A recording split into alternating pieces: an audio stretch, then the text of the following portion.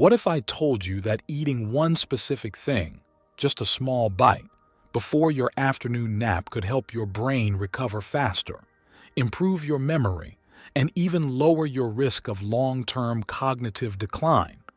Sounds too simple, right?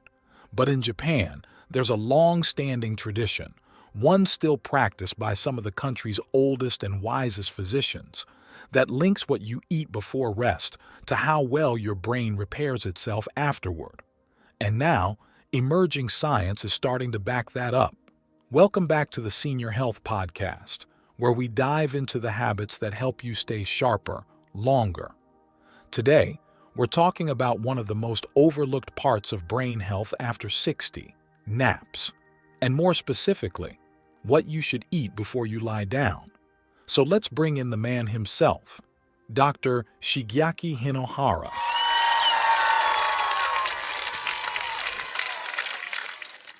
Doctor, naps are usually seen as lazy or maybe just a way to catch up on missed sleep, but you say they can actually be a powerful tool for brain healing, especially when paired with the right pre-nap snack. Is that really true? And what's happening in the body during those minutes of rest that makes food so important? Thank you, John. And yes, this is a subject that is very close to my heart, because the older I became, the more I saw something others often miss. The connection between food, rest, and recovery is not just about energy, it's about repair, especially in the brain.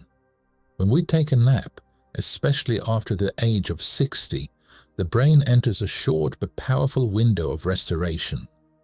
But here's what many don't realize. The brain does not store fuel the same way muscles do.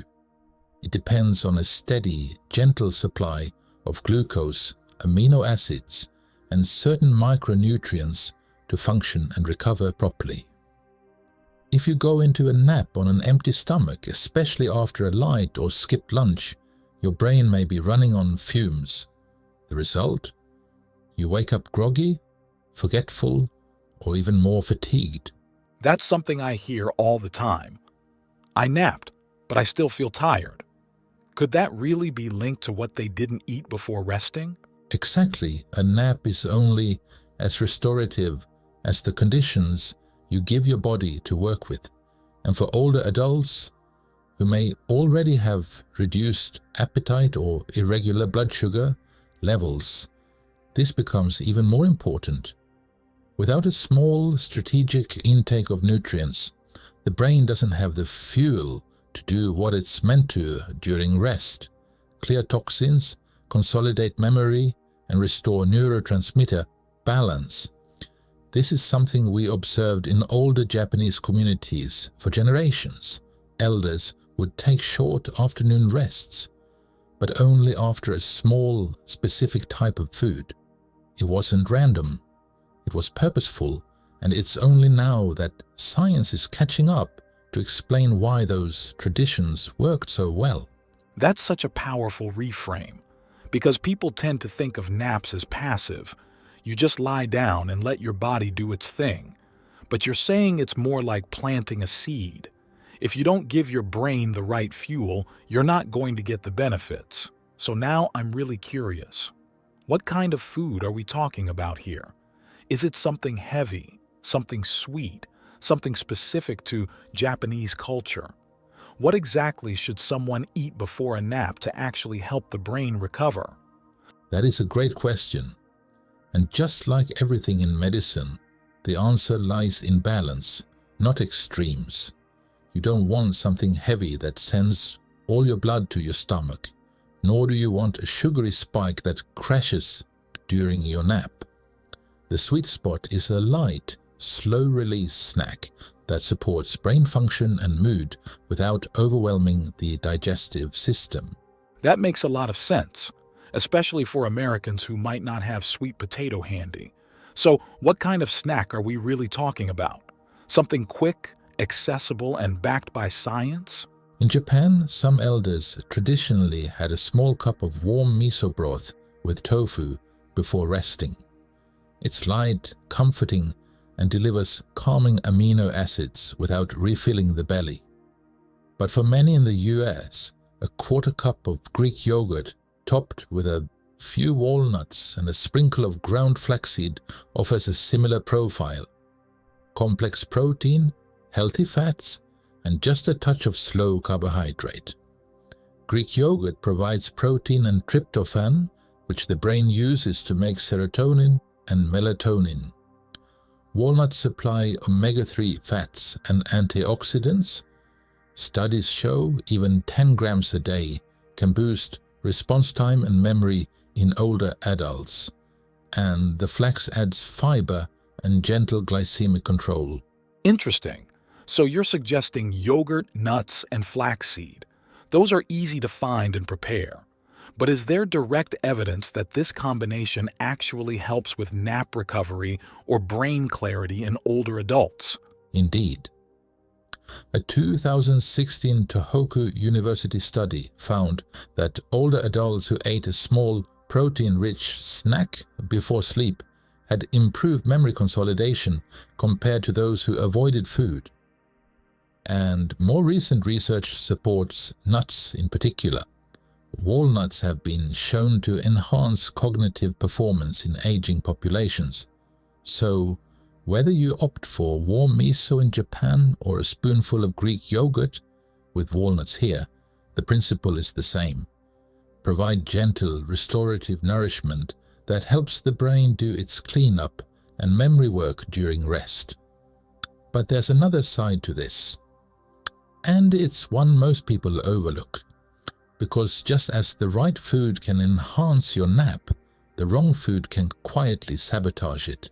That's something I really want to highlight, because I think a lot of people assume all food is good before a nap, that if you're tired and hungry, anything will help. But are there specific foods that actually make things worse, especially for seniors? Yes, and unfortunately, they're often the most convenient choices. Processed carbs, like crackers, sweet biscuits, white bread with jam, or fruit juices, they give a quick burst of energy, but they spike blood sugar. And when that sugar crashes during a nap, the brain senses the drop as a stress event. Cortisol rises, sleep gets shallow, and the restorative benefits are lost. Even a small handful of sugary cereal or sweetened yogurt can have this effect. A 2021 study from Tokyo Metropolitan Geriatric Hospital showed that older adults who consumed refined carbs before rest had more fragmented naps and reported feeling groggier afterward compared to those who ate protein or fat-based snacks. And what about caffeine?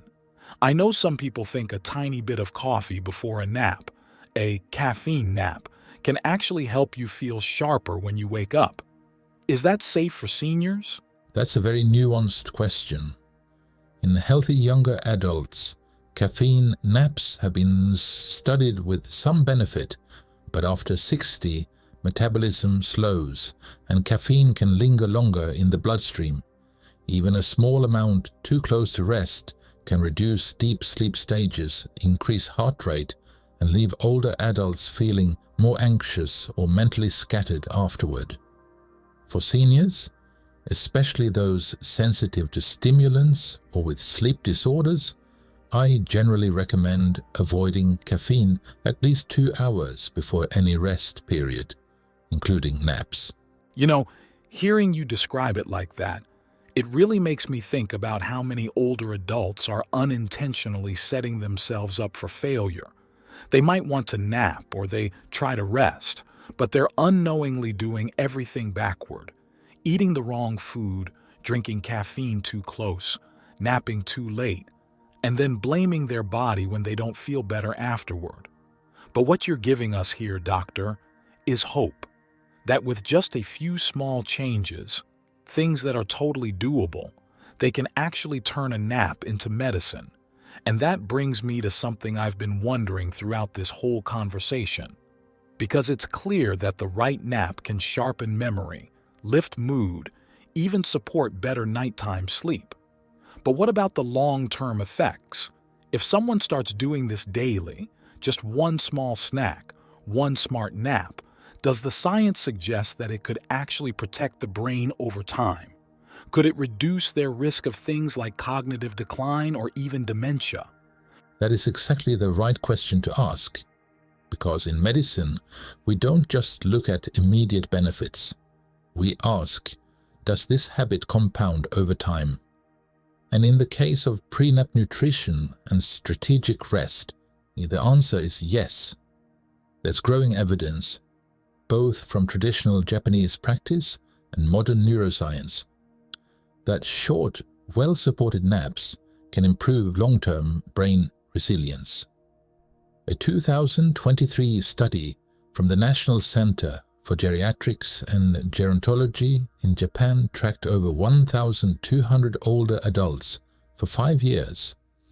Those who regularly took brief naps paired with consistent daily routines and balanced nutrition had significantly lower markers of cognitive decline. It's not magic, it's metabolic. During a nap, your brain shifts into what's called the glymphatic state. It clears waste proteins, strengthens neural pathways, and restores neurotransmitters. But this only works if the body is properly nourished and the nap doesn't disrupt the sleep-wake rhythm. That's why those small choices, a spoonful of yogurt, the right timing, avoiding caffeine, are not minor. They're foundational. Right, because those tiny daily habits are the ones that add up. And when you're over 60, you can't rely on intensity. You have to rely on consistency. Exactly, and that's something we've seen for centuries in Japanese longevity villages. Health doesn't come from big breakthroughs. It comes from small, repeated acts done with intention.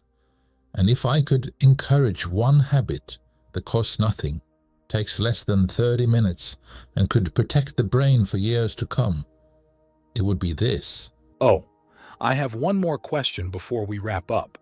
And it's something a lot of people deal with even if they want to follow this advice.